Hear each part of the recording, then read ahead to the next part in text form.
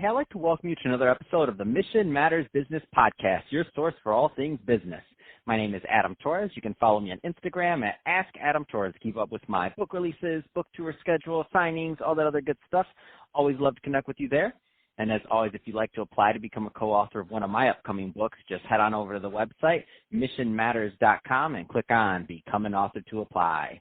All right, so today is a very special reunion 2020 episode. What is that? That's when I had a guest on in the past, and I liked them so much I had to bring them right on back. So today's special return guest is Adam Blumenthal, and he's the managing director over at College Funding Evolution. Adam, welcome back to the show. Thanks for having me. Excited to be back on. So definitely had to tap you on the shoulder for this one. A lot of uncertainty going on over there, and you're the guy to ask this question. You know how the coronavirus is going to affect college admissions and financial aid. So I want to get into that with you, but before we do, I don't want to assume all our new listeners caught your first episode. So start off by telling us a little bit more about what you're doing over at College Funding Evolution, please.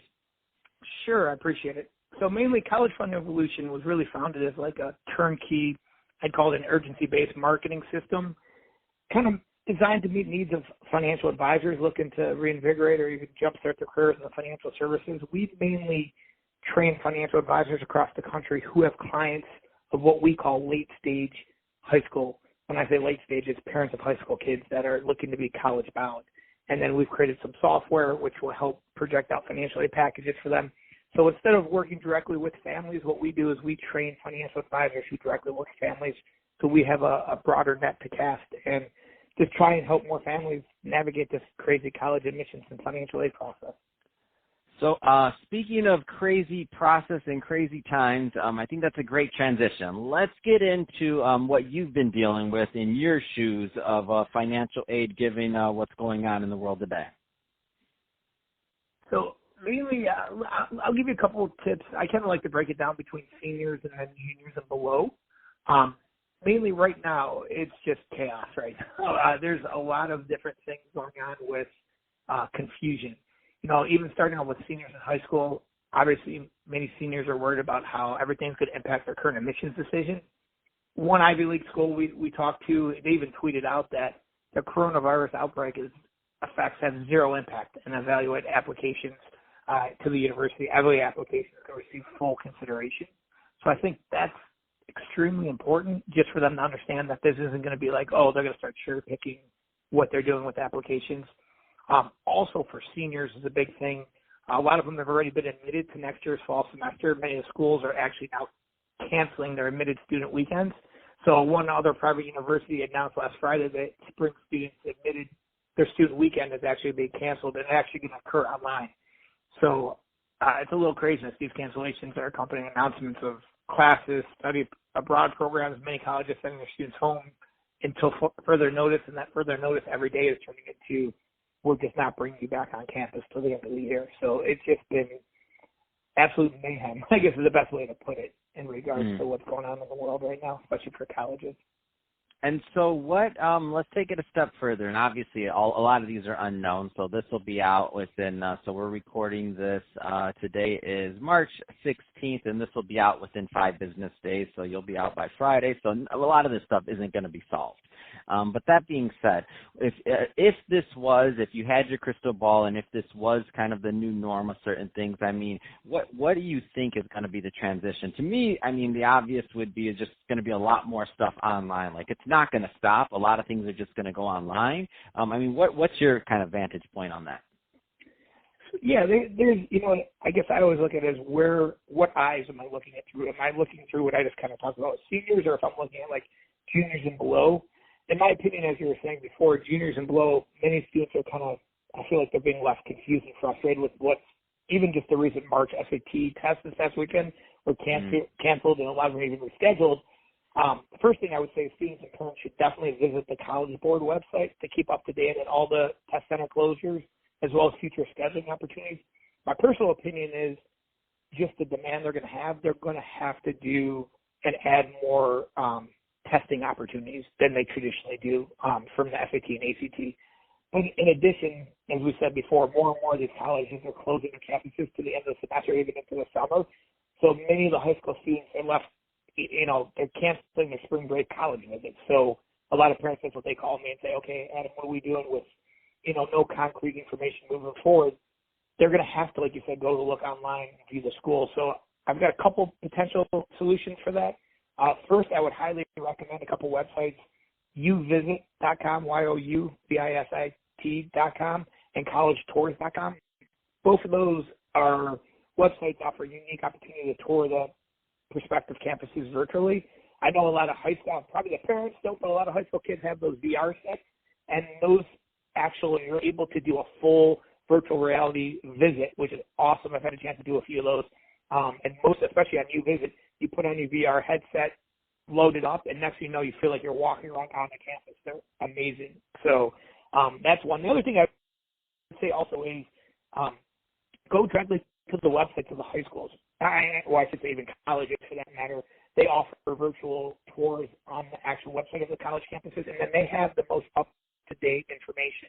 There's a lot of, I contribute to a lot of online different podcasts and a lot of online Paying for College 101 on Facebook, all these other ones. And there's a lot of really good information, but unfortunately there's a lot of bad information, a lot of rumors and panicked parents. So look to the experts, look to the college funding experts that are part of, we have an organization called the College Authority. That's one to look for, as well as just candidly going directly right to the websites of the colleges. They're going to be the ones who, as you said, with the changing landscape, go directly to the source. That would be my advice.